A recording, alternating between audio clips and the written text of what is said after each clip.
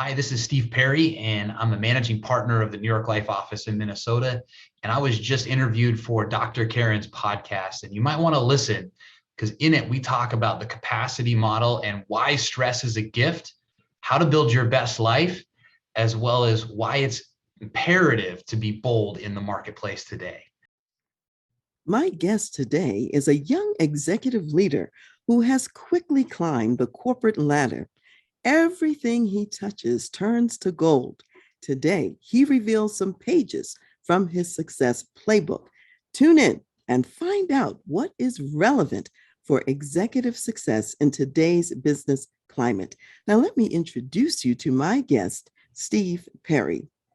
As managing partner of New York Life Minnesota, Steve Perry currently leads a team of over 75 financial professionals and makes it his mission to help people steward their resources well so that they can live radically generous lives. Steve is a nationally recognized financial professional, speaker, and leader. He started his first business at age 15 and started his career as a financial advisor at age 20. His relentless pursuit of excellence led him to promotion as a partner in his firm in less than 5 years. Since then, Steve has received national recognitions as a top performer in nearly every measurable performance category. He holds the distinction of winning more national trophies in a single year than anyone in his company's 175 plus year history. And he's done that twice in a row. Since 2011, Steve has been married to his beautiful wife, Tabitha, and they are blessed with daughters Lily and Liberty. Originally from San Diego, California, and Alaska, Steve and his family now reside in beautiful Minnesota. Thank you so much, Steve, for being here with me today on The Voice of Leadership and Dr. Karen Speaks Leadership. Thank you, Dr. Karen. It's a pleasure to be here. Yeah, I'm so glad to see you and to visit with you again and look at that wall of awards. I hope everybody else can see it if you're on a platform and format where you can see the video component. So wonderful. So I'm going to start there a little bit, Steve, and I want to ask you, you became a partner and a managing director at a very young age, and in a short period of time, you've won all of these awards, as we've just said, in your industry. So how are you achieving this level of success and accomplishments? What's your secret? Yeah, well, I would say probably a lot of it came from, an amazing childhood, but an unhealthy pursuit of success. I was, probably like a lot of people, I wasn't the cool kid growing up. I was kind of like in the middle cool kid group. And so I always found myself, striving to succeed and to accomplish and to win, just to be accepted by my peers. And fortunately, what maybe I meant for selfish purposes, God used for good, and put me in this amazing career where that type of drive would be rewarded whenever I put that effort in. But I like winning. I like winning, and so whatever the rules are and whatever we got to do to win, we're going to make it happen. Early on in my career, I found that I would do as little as it possible as it took to win the award. And as a individual producer and a financial advisor, that was okay for me. But where I really flourished was when I was promoted into that partner position, and I was in a leadership position where now I realized it wasn't just me at 25 years old, but I was hiring and bringing in new financial advisors who, some of them were twice my age, and their family's livelihood depended on their ability to be successful in the career. And so I really took that responsibility to heart and did everything in my power to help them be successful. But I knew that I couldn't accomplish all of these things on my own. And so I've always been somebody who didn't need to do everything and get everything, all the credit myself, but brought in team members, delegated authority, and really sought to provide everyone a say in what it is that our team was trying to accomplish. So as far as the wall of plaques that you referenced, I will say that that was a 2-year journey. My first couple of years as a managing partner, and every morning at staff meeting with our team, we would open up in prayer and we would pray, Lord, help us be so successful this year that we can't possibly point to any of us as the source for that success, but we have to point to you because the numbers don't add up. It's got to be a supernatural deal. And that's, he blessed us with that. Well, that's wonderful. That's a great example and start about what's been behind your success. So I heard several things. One, going all the way back to childhood, you had your own drive for excellence and success anyway. And you said it was rooted in really trying to gain acceptance. And thankfully, though, God has used that drive in some other ways. So it's not just about you right now, but you're also thinking about those people who actually work under your leadership in a sense, and you want their families to benefit as well. So I think that's really important. I heard that you said it's the team, and beyond the team is also the supernatural. All of those things are really key and really important in the process. So let me dial it back just a little bit, because I said earlier that you started your first job at 15 years old. What job was that? What did you do at 15? So my first job, I was 14. I was commercial salmon fishing in Alaska. So if anyone's ever seen Deadliest Catch, that was, 14-year-old, 102 pounds, soaking wet Steve Perry out there in the ocean, hauling in salmon. And I learned that summer that I didn't like working for somebody else. And so with a little bit of encouragement from my father, I was able to start my own company, and that was an asphalt maintenance or driveway seal coating company. And that came about because it's like this dirty, awful, nasty job that in Alaska everyone has to do every summer. And my mom was a stay-at-home mom. My dad worked kind of a mid-level white collar job, didn't make a whole lot of money, spent 25% of their income sending my sister and I to the best private Christian school. And he paid me $200 to do our driveway, which took like 2 hours. So as a 15-year-old kid, I'm like, well, there's probably other people who make more money would be willing to do that too. So I marched up and down the neighborhood and hung flyers and door knockers. And, that grew from something I was doing to myself all the way through high school and college. And I paid my way through college with that company, trucks, trailers, equipment, employees, the whole 9 yards. So that's amazing to do that at 15 years old. But I hear a couple things in that. You looked around and you said, there's a need here. People need this service. I can provide this service. You saw that there was an opportunity for making money with it. Because a lot of times people think about starting a business, maybe it's something they like to do or want to do, but nobody wants it. So you actually were already attuned to market need and even assessing what you were going to do in this business. And then earlier you learned, hey, I don't really like working for other people, so I better come up with something so I don't have to really do that. Stephen, you also said to me, you said earlier that I think it was your aunt was telling you when you were 19 years old, she recognized that God had given you a gift of making money. And so when she saw that, she said some counsel to you that impacted your life. What was that counsel your aunt gave you when she saw this gift you had? So with that, she said that you have to be generous.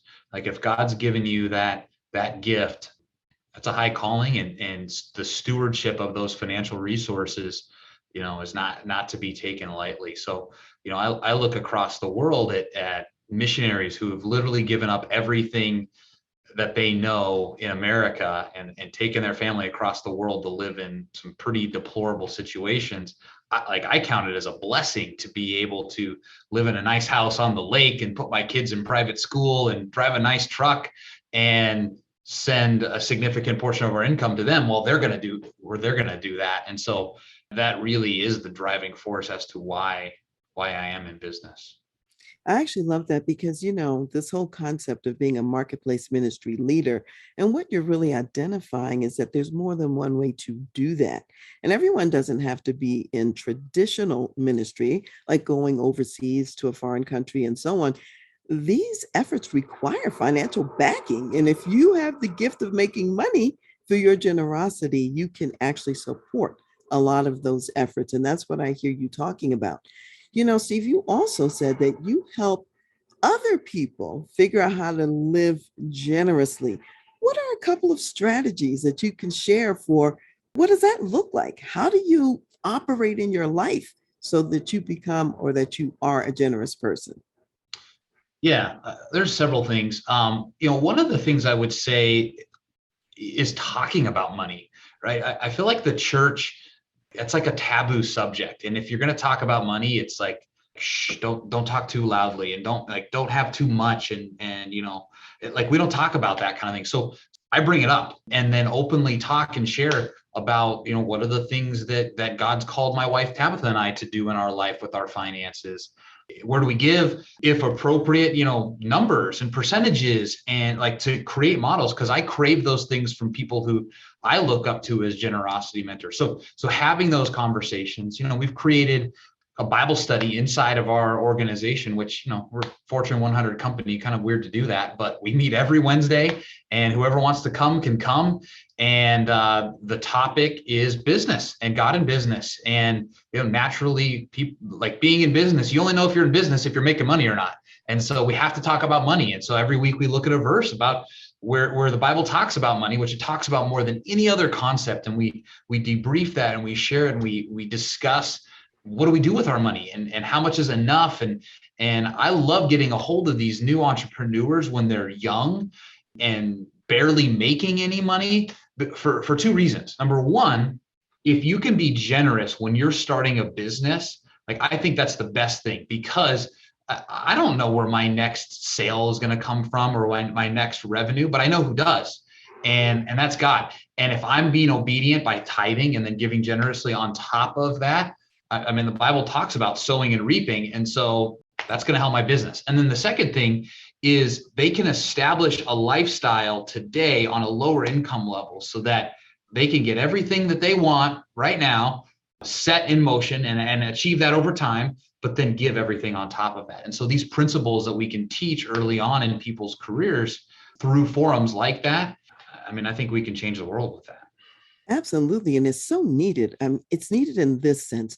There are people who make a lot of money, whether they be entertainers, athletes, business professionals, or whatever, and they may not be getting the training and the teaching about the principles that you're sharing right now, and what to think about in advance and to plan in advance. So you are being a role model for, when you get these resources, here's how you can allocate them. Here's something you can do with them. And we have education on almost everything else, and yet people seem to be afraid to give education in finances, and yet it is so needed. So I think that's a wonderful way that you are contributing in the workplace, and even from a biblical perspective, with the Wednesday Bible study and with those who are on your team and in your group. So that's phenomenal. And they're blessed, to have you share something like that. You're showing them how to be successful. And we know the Bible says it's more blessed to give than to receive.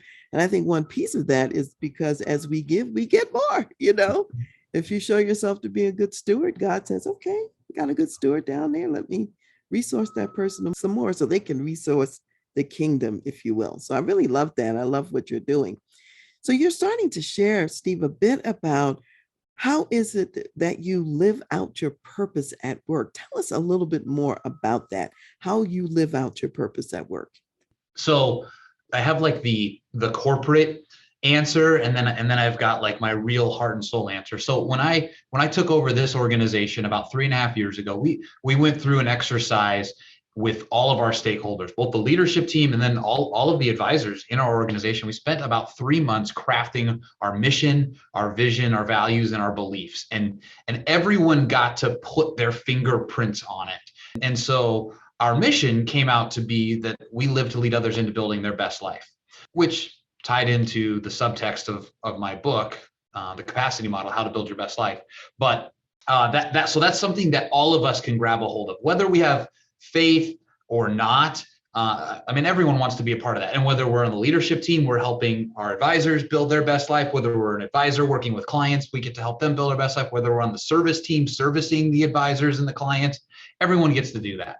That's kind of the corporate version of it. Now, me personally, my contract is that I'm a bold, encouraging, generous follower of Jesus Christ, who will help fund billions to grow God's kingdom by leading others to live radically generous lives, which you picked up the last part of there in the intro. And so how do I do that, right? Well, I get to recruit and hire new people into a career where, if they do it right, they're going to make tens of millions of dollars over the next few decades.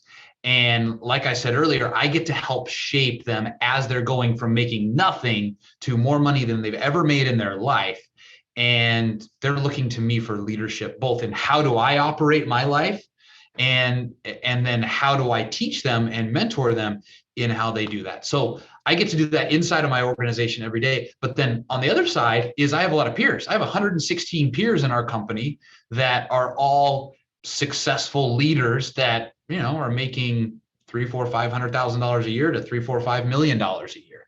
And we all know that when we make more money and we buy more expensive things, it doesn't make us any happier. Like, I live in a beautiful home on the lake that costs 4 times as much as my last home, but I'm not 4 times happier living in that home. And so people are having these conversations in their head, like, what do I do as I have more worldly success with the resources with that? And again, goes back to the conversation where that's not talked about. And so I've created another forum where we get together, the other managing partners and I, once a week, and we pray for our families, for the leaders in our company, for our offices and our agents.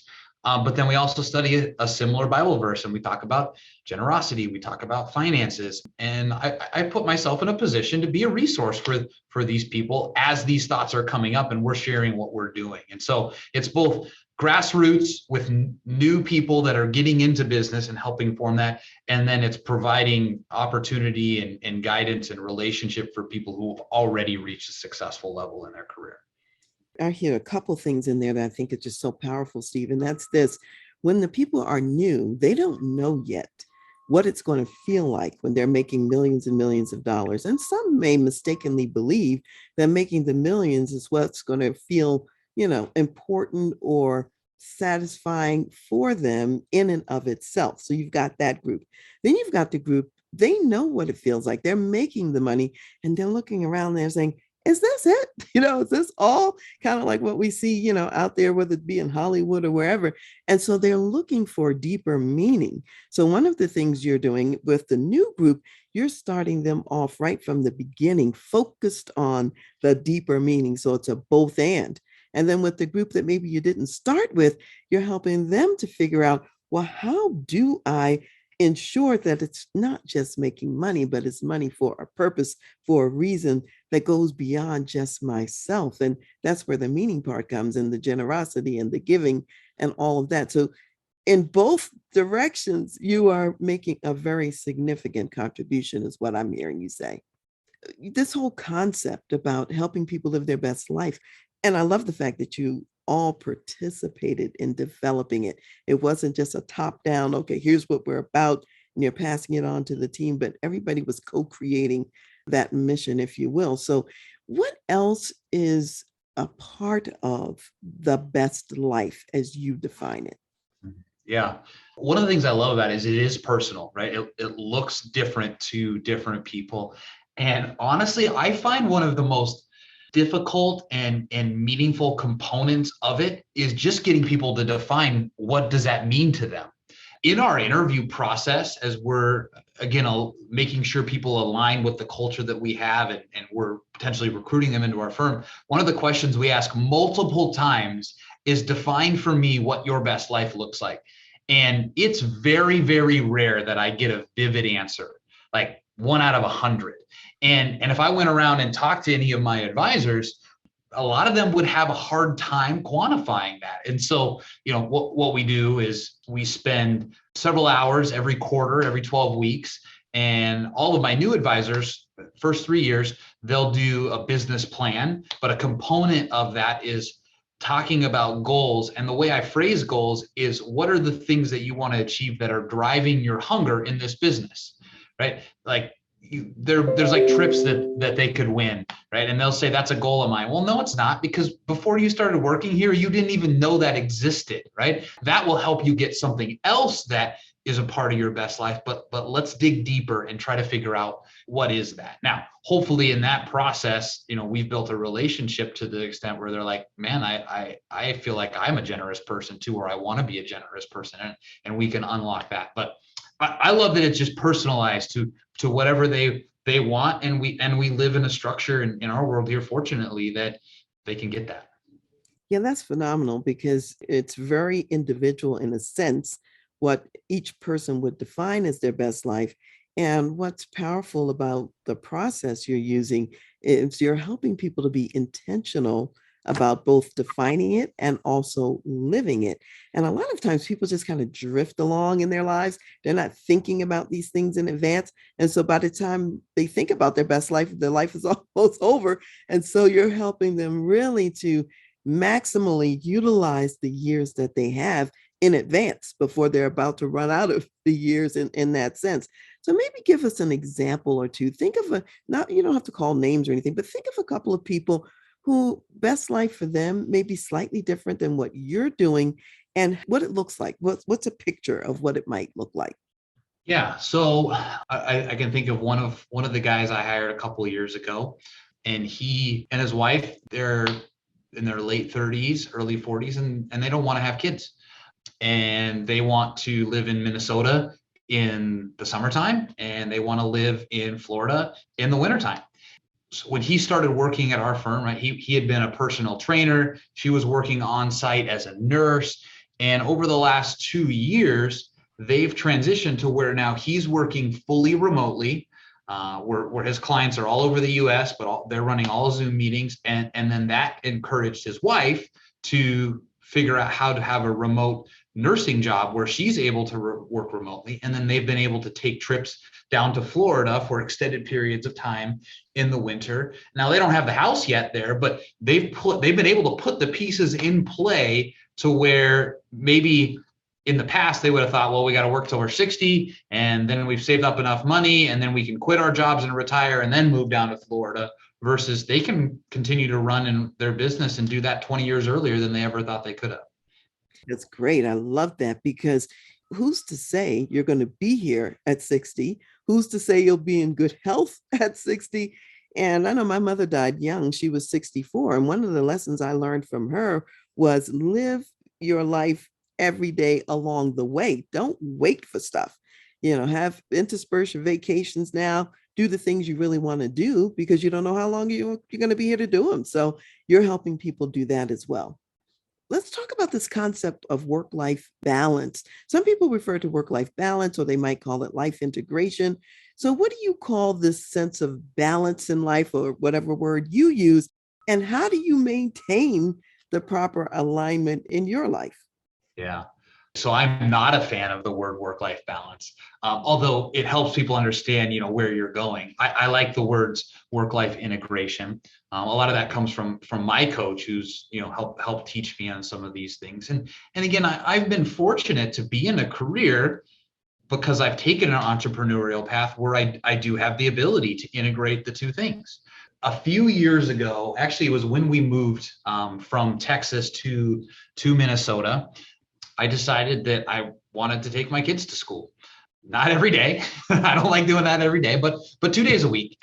And my dad never did that, right? He always went to work. My mom always brought us to school, and that worked out great. But it was like, my kids are now going to school. If I don't do this now, what's going to change in the future? So that was kind of like a gateway drug to, integrating my personal life in the middle of my day with my kids. And then it progressed from there, right? When we went into this COVID environment and work from home, I always wanted to help out in my daughter's class. And so they needed someone to come in and turn laptops on. Talk about being a managing partner at a Fortune 100 company and then having first graders yell at you because you're not turning their laptop on fast enough, and then going back to, but it was fun. I went and did that. And every Friday at 1:00, I went there. And then what I found out from that is, well, we could go to recess afterwards with them. So I'm out there in recess and it's 20 below zero, but these kids are playing football. And my daughter is the shortest kid in the class and all the boys are playing football. She's like, Daddy, I want to play football. I'm like, all right. So I go out there and they're like, will you be the quarterback? And then I got to throw it to my daughter because ain't no one else going to throw it to her when I'm not there. And it's like these things that are just so cool, but you have to look up and realize, oh my gosh, if I don't do this now, I'm just going to get stuck in this rut. And so in my world, right, a lot of executives move a lot where they're like, go to the next post, go to the next post. And our families suffer from that. And so it's so important to do it. But we get in this mindset that's like, I'll work really hard now so that when later I have the time and money and to do the things that are important to me. Well, later is now. And it's only now if you choose for it to be now. And so I would just encourage anybody to look at, like, I know you don't think you have the time. I know that you think somebody's going to need you while you're gone. But some of the biggest thing that resonates to me, like the day you die, your email inbox is going to be full. So like, go do it and find out what happens, and you'll realize like you're going to have a lot more fun doing that than you were whatever it was at work. And then go back to work. Right? Like, so like I just got done telling you, like I didn't dress up today because I went golfing. Right? I had a break from 12:30 to 2:30. I'm like, hey, let's go golfing. And I grabbed one of my advisors and we went and played. Well, we didn't get 9 holes in. We got 8 holes in because I had to get back here in time. But those types of things are what I refer to as work-life integration. And that's the benefit of, being able to work hard for a number of years, but then you got to look after and take advantage of it. Yes, I think that's fabulous that you described the entrepreneurial journey. One of the benefits of being an entrepreneur is that you can integrate your life in the way that you just described and talked about, which really does mean thinking about what is it that you want to do? What would be interesting? Like, for example, if it's volunteering at your child's school or whatever it is, people have to sit down and ask, what would I really prefer? And then, as you said earlier, make a choice for it, design your life to include it. And sometimes people they don't identify something, so their life never gets designed to include it. So therefore their life doesn't include it. And by the time they think about it, the children are grown. They're no longer in school or whatever the situation might be. So again, it's thinking in advance is what I'm hearing you say. And then also making it happen because you can. You're making it happen because it's a possibility. It really is an option. So let me shift gears a little bit, Stephen. Let me ask this. In the secular workplace, and particularly a Fortune 100 company, such as the one you're working for, there are a lot of natural tensions because you've talked about your Christian faith and how that's important to you and the values you live and so on. So what are some of those natural tensions that you face just living for God and also figuring out what works in the corporate, sector? Because that's not always an easy fit. So what are you running into and how are you navigating that? I haven't had a lot of challenges. Like I said earlier, like one of my characteristics is that I'm bold. I try to be sensitive to the Holy Spirit. So when he tells me to do things, I try to do them. I'm not always in tune with that and obedient right away. But so I haven't gotten to the point where I've done something that has been a challenge. Now, so most of the challenges are perceived challenges. So like, let me give you an example of that. I told you I've got a Bible study in our office for anyone who wants to attend. And I sent out an initial email to everybody and said, hey, we're doing this. We'd love to have you. My perception is I have to leave it there, right? So I had X number of people raise their hand. I sent them calendar invites. They come. Then I told the group, I said, all right, I can't compel anyone. Like I'm a sales guy, right? Like I'd like to sell people on, hey, you need to be here at this. Like it's really great, right? As the leader, though, I don't want to be seen as compelling people and putting them in positions where they feel like they have to come because the boss said so. So good news, bad news, I put that on the attendees and say, I can't do that. Like you guys got to do that. So you got to get other people to come and other people to buy in. So that would be an example maybe of the tension. When I was in West Texas, Christianity and faith is a lot more prevalent, and it's certainly kind of expected and common everywhere. And so we could open up our staff meetings in prayer because everyone on the team would either would say that they're a Christian or they're okay with that, and so I believe the power of prayer and it's powerful, and so we did that there, right?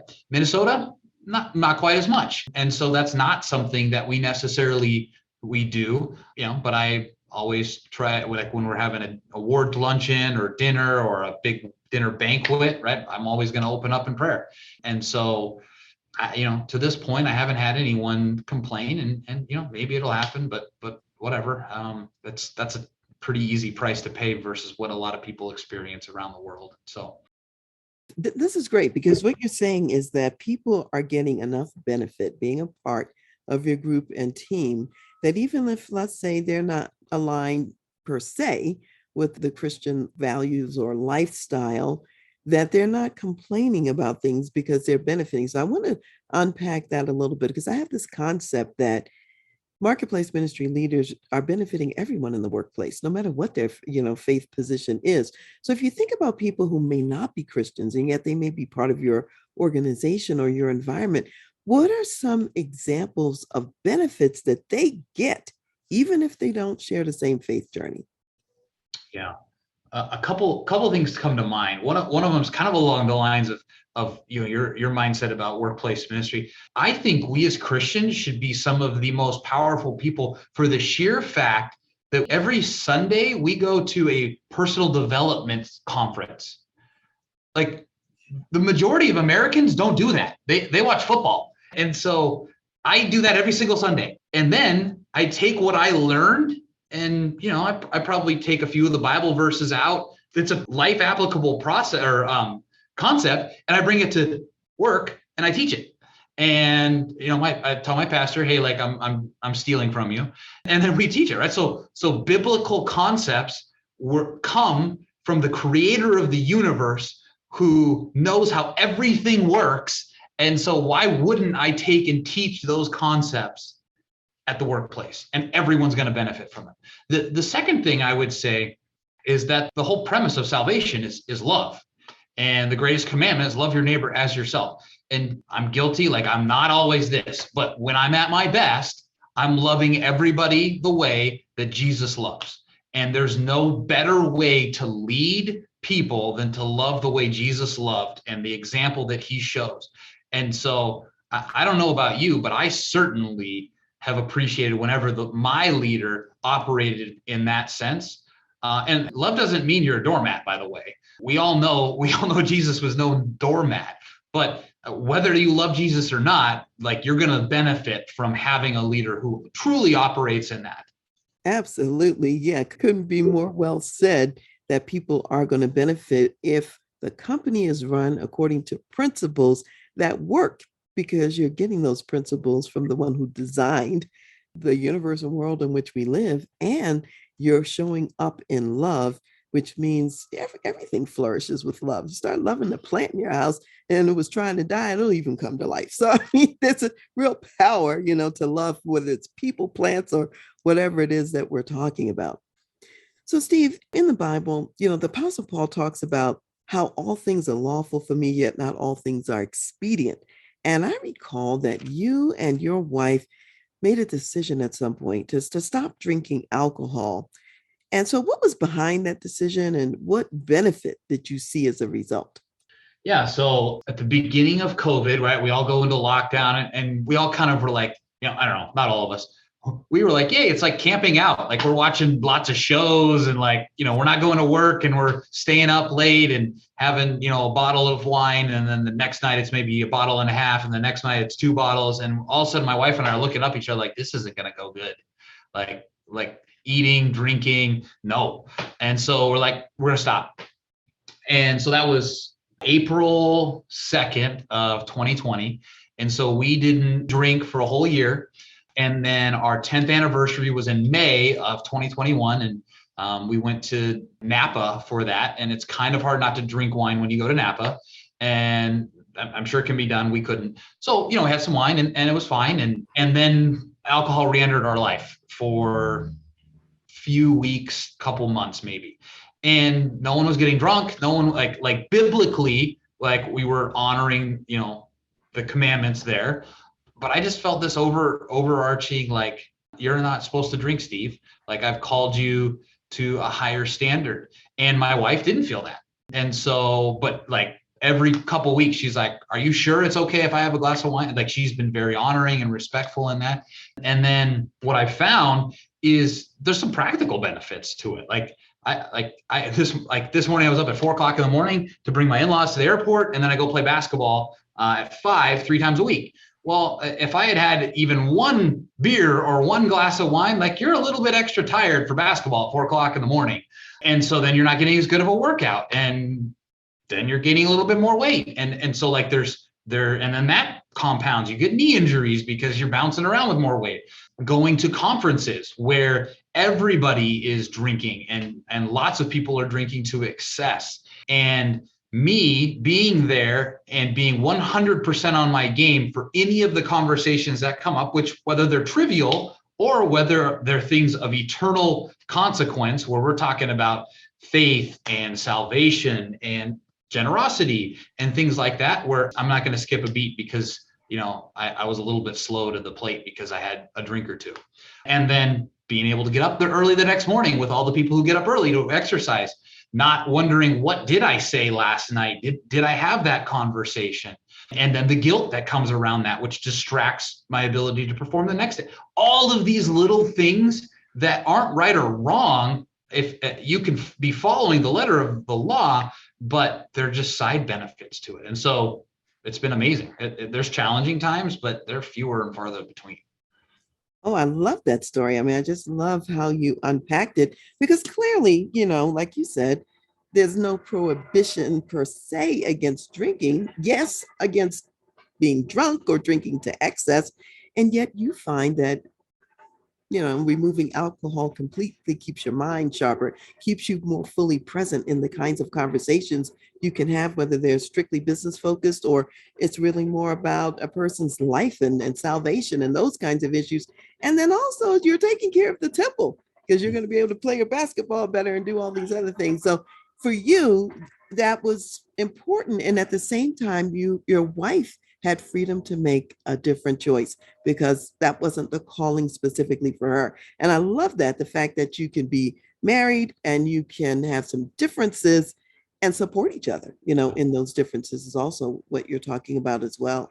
So when you think about older corporate executives, and that's who I normally talk to, even on this podcast, but people who are in that baby boomer generation or the older group, and they're still in the workplace. They maybe haven't completely retired yet. They're out there.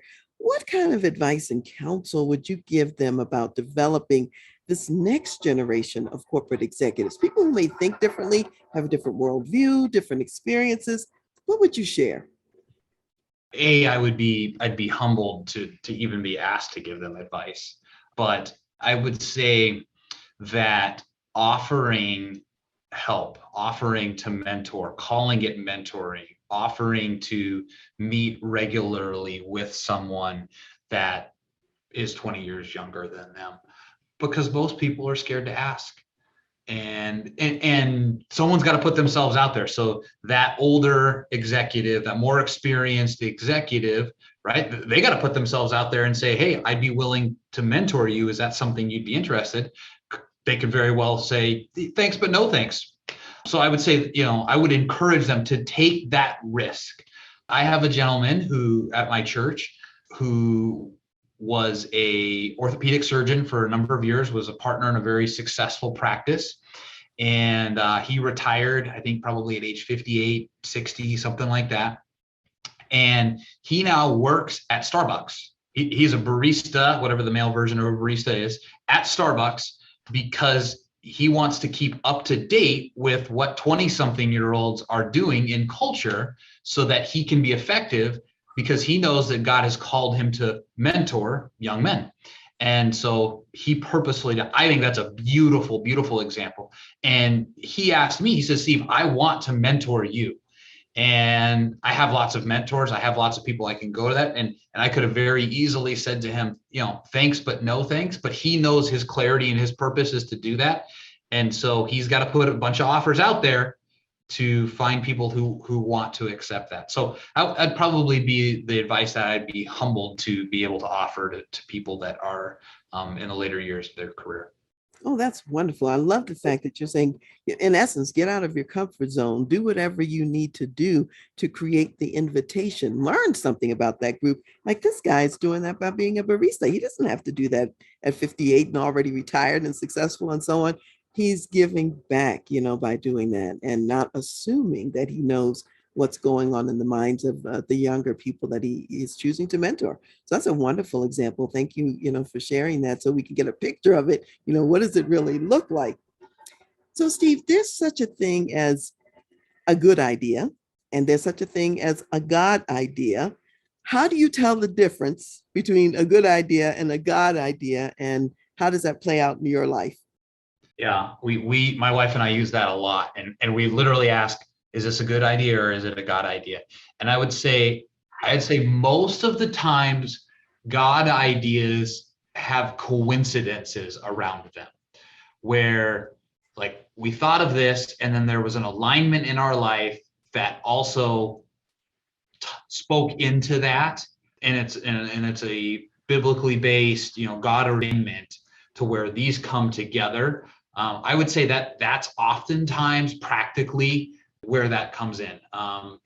My wife and I, oftentimes, if we have the same ideas separately and then come together, those oftentimes get labeled as God ideas. I am the king of ideas in our family, and my wife is very sick of all of my ideas. And so this is a question that we ask a lot. Ultimately, this year, my word for the year was unity. And so my wife has a very strong gift of discernment from the Holy Spirit. And so I'm the guy that comes up with the ideas, and then I say, babe, how do you feel about this? And it's very rarely, I don't know, it could go either way. It's either nope, or it's, yeah, I like it. I think that's really good.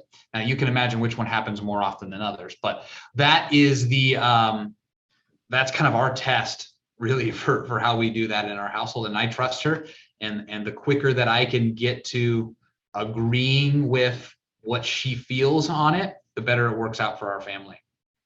Well, that's such a beautiful example of how God perfectly puts people together. You being the idea man, which is very entrepreneurial, and of course, your wife having the discernment to figure out which of those ideas are the ones that you guys might need to pursue, and seeing how it all lines up. What else is confirming whatever it is that's on your heart at the moment? Not assuming that every good idea is a God idea, so you don't get off track at the same time. So thank you, for sharing that. People can use that strategy to say, you know, wait a little minute, test it, look at it, and then vet if this is really the direction for right now. So I really like that advice and counsel. So now, Stephen, you've written a book that's called The Capacity Model, How to Build Your Best Life. And I'm sure we've been talking about some of the principles related to that book. What are some other practical tools and strategies from the book that you can share that would help leaders to intentionally grow their own capacity? And maybe I'll do a little bit of a teaser on it to kind of create the premise from which then you can dive into the tools. But the capacity model is this. I define capacity as the ability to handle everything that life throws at us up until the point that we begin to experience stress.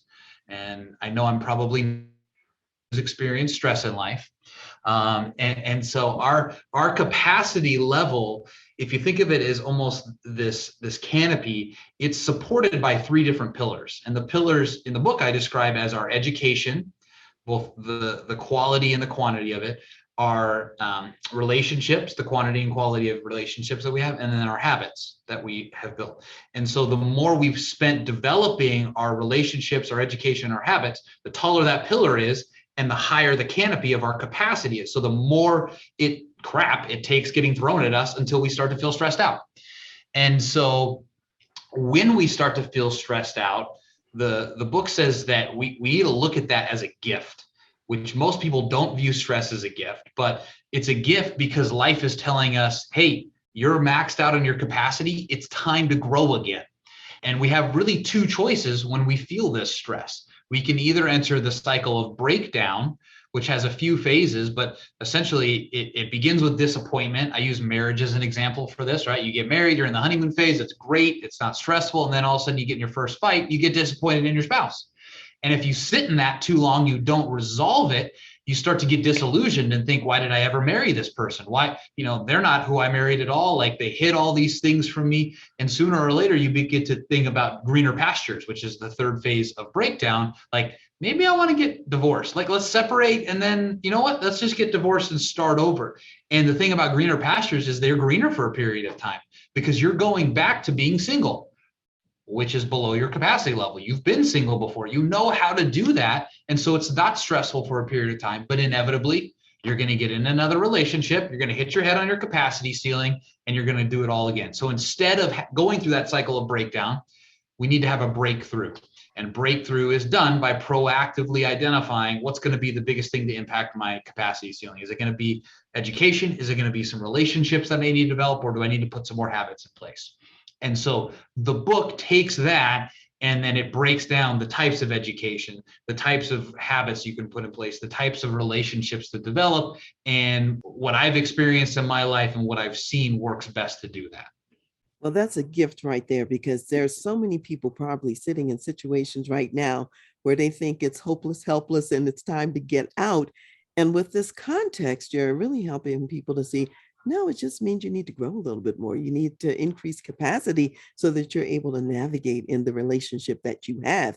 That's not necessarily a signal to exit.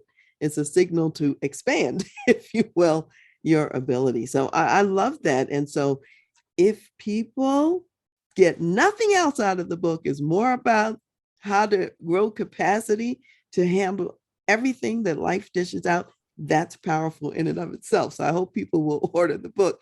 So Steve, tell us how people can get a hold of you, how people can order the book, or any other way that you want people to reach you.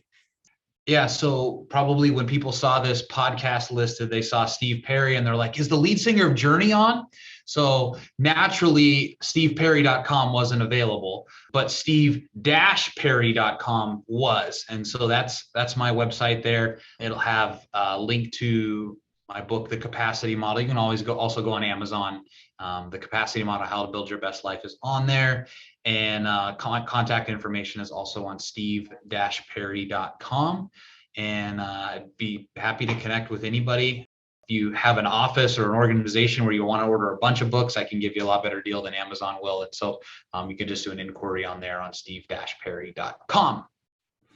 Always the entrepreneur and salesperson. I love it. So you're already showing those gifts about being able to offer the books in volume. So fabulous. So Steve, you've shared so much today that will benefit the listeners and wisdom. What additional words of wisdom do you want to leave with my audience of corporate executive leaders? I would say that the journey from being successful to significant is really the most powerful journey that you can make. Not that your success didn't create significance, but moving into a season of life for the rest of your life where you're purposefully being significant in what you're doing, and where you might have taken chances economically or maybe relationally to be successful in business. Then I would say and encourage people to be bold in whatever they feel like their calling and their purpose is in life, and specifically their giftings. Because I think as we grow up, so many people teach us that we need to work on our weaknesses, but life is so short to get like a -6 to be a +1 versus living in a +8 to 10 and giving that to the world for the rest of your life.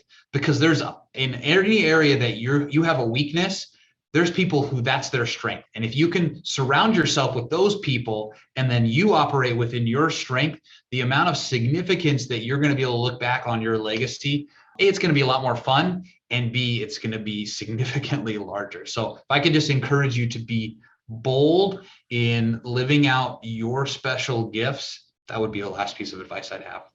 Well, that's phenomenal, Steve. Thank you so much for sharing that with us and everything else that you've shared today. And so what I'm going to do is I'm going to just summarize a little bit, just a tiny bit of what I've heard today. What I've heard today, I've heard you say, and you just said this at the end, be bold, operate from your areas of gifting and strength, because you're going to make a bigger impact in the long run.